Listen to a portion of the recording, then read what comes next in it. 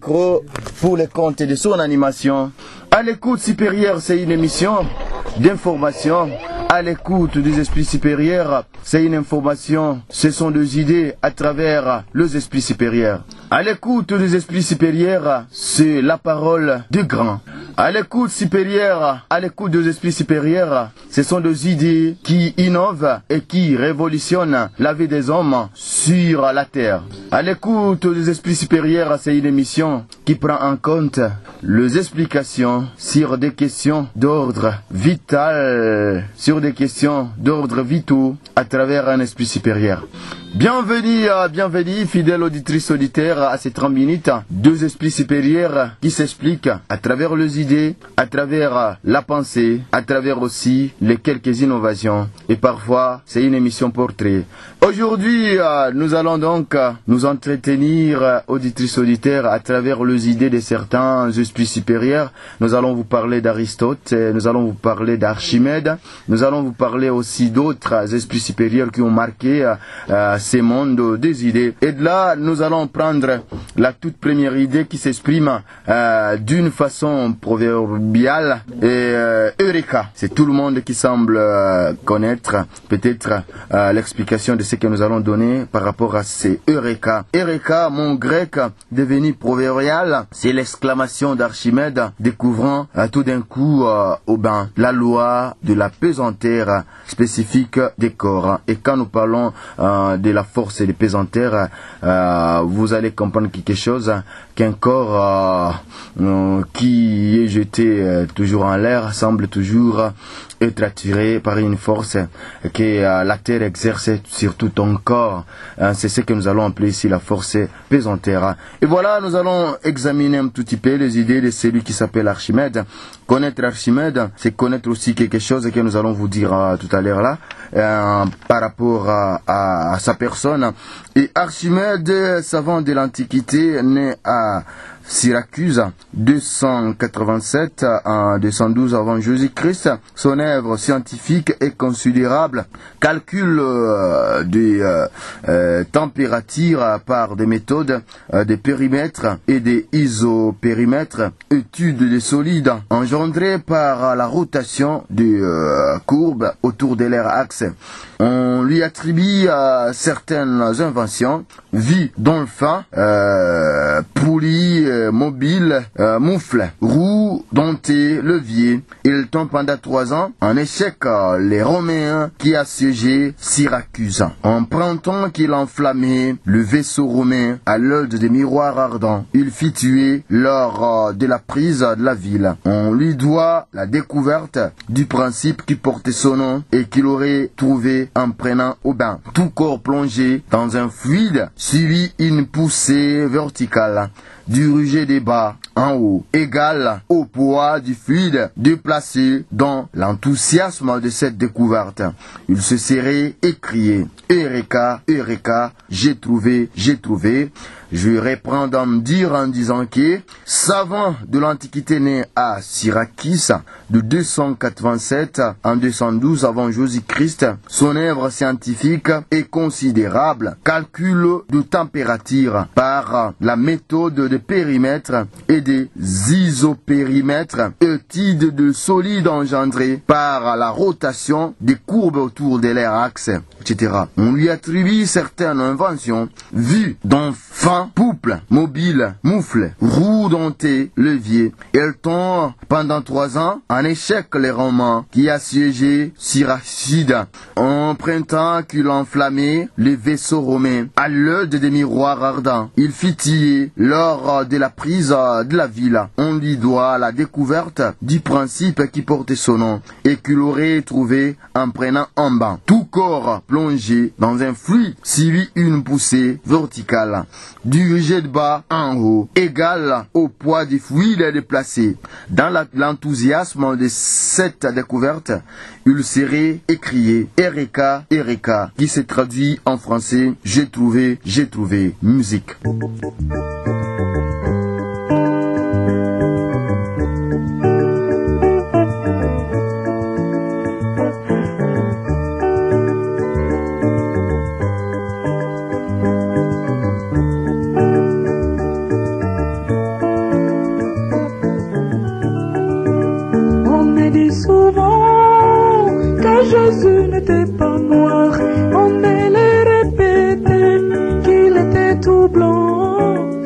Jésus a été juif, il n'était pas de ma race.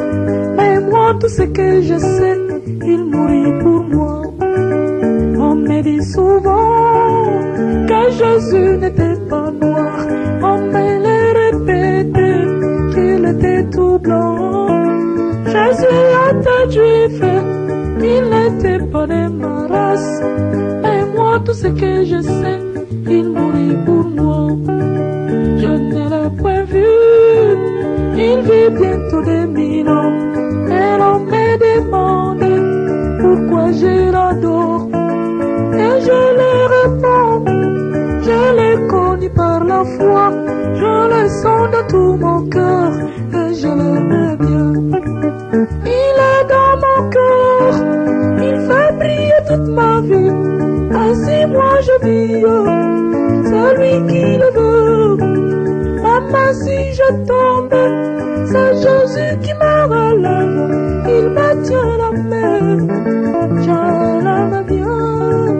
Il me tient la main, je l'aime bien. Il est dans mon cœur, il fait briller toute ma vie. Ainsi moi je vis, c'est lui qui le veut. Même si je tombe, c'est Jésus qui me relève. Il me tient la main, je l'aime bien. Il me tient la main, je l'aime bien. J'étais dans les songes et j'ai vu passer Bouddha. Après Mahomet, c'est fille Confucius. J'ai vu le prophète qui ne pouvait rien pour moi. Mais lorsque j'ai vu Jésus, Jésus m'a sauvé. J'étais dans les songes et j'ai vu passer Bouddha. Après Mahomet, c'était les pasteurs et l'évangéliste qui ne pouvaient rien pour moi. Mais lorsque j'ai vu Jésus, Jésus m'a sauvé. Je dirai partout et je crierai avec joie le nom du Seigneur. Voilà, parlons à présent de l'autre qui a marqué ce monde et qui s'appelle tout simplement Aristote. Et de là, nous sommes en Grèce. Aristote, philosophe grec, né en Stagyre. Et de là, nous sommes dans la ville de Macédoine. Aristote, c'est un monsieur romain qui était né à Macédoine dans les années 384 et 322 avant Jésus-Christ. Il fut le précepteur d'Alexandre le Grand. Et quand nous parlons de précepteur, nous voyons ici, c'est un maître, c'est un enseignant. Dans ce préceptorat-là, c'est un système éducatif qui se base sur un élève autour d'un maître. Et ça ne peut pas dépasser 5 élèves autour d'un maître. Et ça se passe le plus souvent à domicile. C'est ce système-là qu'il a adapté pour enseigner celui que nous appelons l'autre grand de ce monde, Alexandre le Grand. Il est le fondateur de l'école péripatéticienne. Son système montre toute la nature comme un immense effort de la matière pour s'élever jusqu'à la pensée et à l'intelligence. Il est l'auteur d'un grand nombre de traités de logique, de politique, d'histoire naturelle, de physique. Son œuvre est à l'origine du thomisme et de la scolastique. Il est le fondateur de la logique formelle, ces cours-là que vous aviez toujours à l'université, pourquoi pas aussi au niveau de la 6e des humanités et là en philosophie.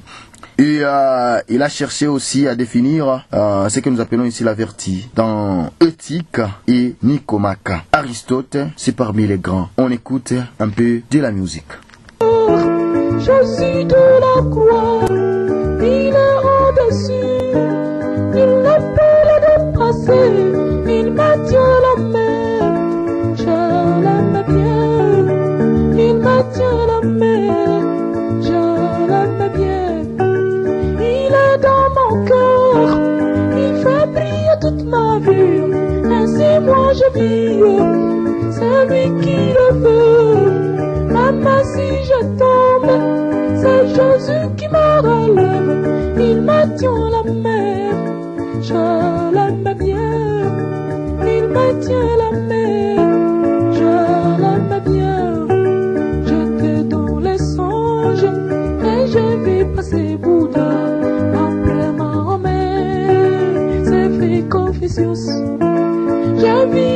prophètes qui ne pouvaient rien pour moi.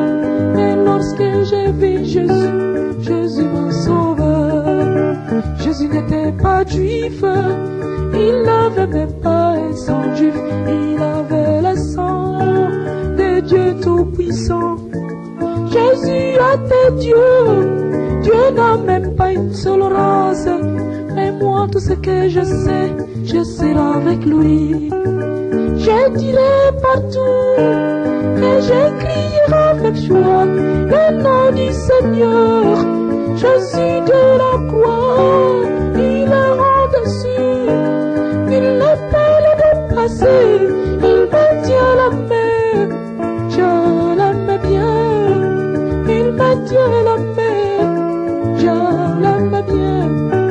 Je dirai partout et je crierai avec joie le nom du Seigneur. Jésus de la croix, il est au-dessus, il ne peut le dépasser, il me tient la main, je l'aime bien, il me tient la main, je l'aime bien. Jésus n'était pas juif, il n'avait même pas un sang juif, il avait le sang de Dieu Tout-Puissant. Jésus était Dieu, Dieu n'a même pas une seule race. Et moi, tout ce que je serai avec lui. Je dirai partout et je crierai avec joie le nom du Seigneur.